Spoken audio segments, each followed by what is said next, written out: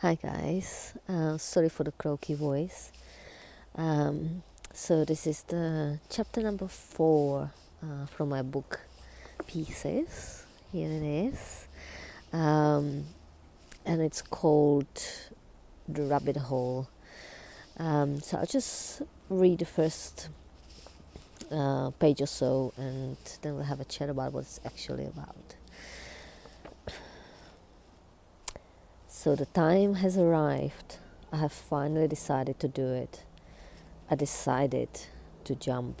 You see, there is this hole in my mind that feels like a rabbit hole. It is really dark and smells weird. I don't like it one bit, but I feel that I need to go in to see what is at the bottom of it. I feel it is important part of my growth, of becoming a better, wholesome person and hopefully learning more about myself. This rabbit hole is in my mind. It is the darkest place in the furthest corner. You know, the one you avoid at all costs, but somehow eventually end up by its edge. It has this magnetic pull. It is calling you, promising green lands beyond, luscious meadows that smell of honey, the land of knowing yourself, accepting yourself and loving yourself fully. I love that promise. I believe it and I really want it. But I'm also incredibly scared of what am I going to encounter in the depths of that abyss. I have an idea of the shadows that are lurking within. I know of the monster that is awaiting me therein. The monster is I.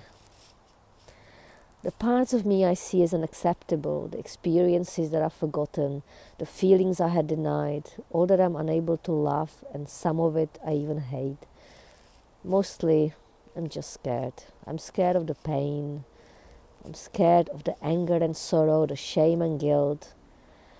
I'm scared of the truth.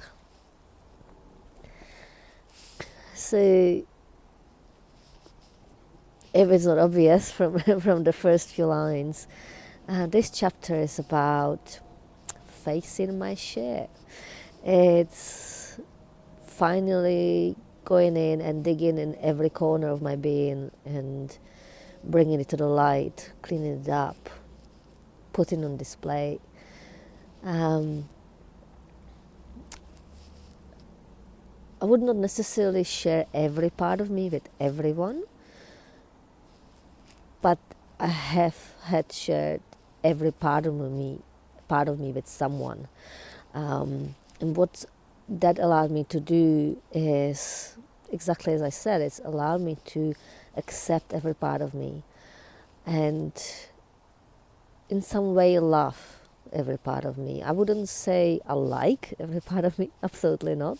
There's plenty of parts of me I really don't like at all, but I no longer hate them. I no longer hide from them. I no longer judge them. I have an understanding of the roles these parts play, why they've been there. Some of them I had no power over, things that happen in my life that caused shame and guilt and all that I, with some help, was able to look at and let go. Not let go of the part, it's still part of you, you can't let go of that, but let go of the negative attachment to it. Let go of the judgment of it. I've been able to do that, and that's partially why I can nowadays say I'm completely shameless. I'm no longer ashamed of anything that's happened in my past, or I've done in my past, or thought in my past, or I said in my past. It's it's part of my being. I've taken learnings from things, and hopefully it'll make me a better person, certainly maybe more compassionate person. It also allows me not to judge others,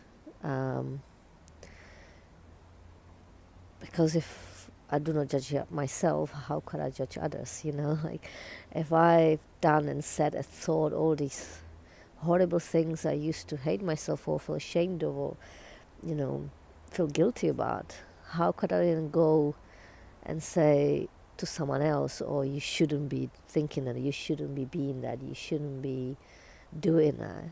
Like, who says? We're all human. And the best we can do with our lives is to strive to live a life that doesn't cause harm, and better still, that perhaps brings something of value to the world, that affects it positively, brings light.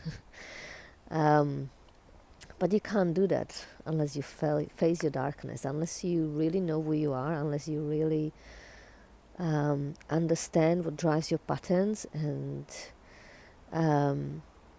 unless you truly accept yourself as you are. You're not going to be able to accept others, not fully. And it will affect your relationships, and it will affect the way you look at the world.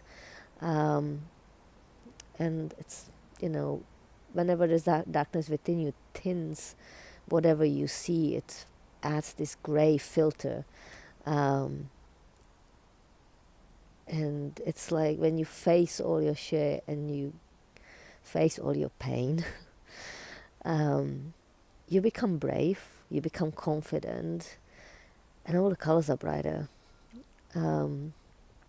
You're able to deal with life situations in a much healthier way. And that certainly has been my experience. So if you're facing your rabbit holes, I encourage you to jump in there. If it feels too scary, just ask for help. I wasn't doing this alone. Some of the work I've done alone, but for a lot of the work, I've worked with therapists. So, have someone there with you, guiding you, kind of offering that safety net. So you know that they can always pull you, safety line. They can always pull you up. They can always catch you, so you don't gonna get lost in your own shit. So this is it. This is the rabbit hole. The chapter itself is quite short, and I think quite succinct. Like, it really explained what I'm talking about here. So have a read. Let me know what you think. What is your rabbit hole, and how are you coping with it? Take care. Until next time.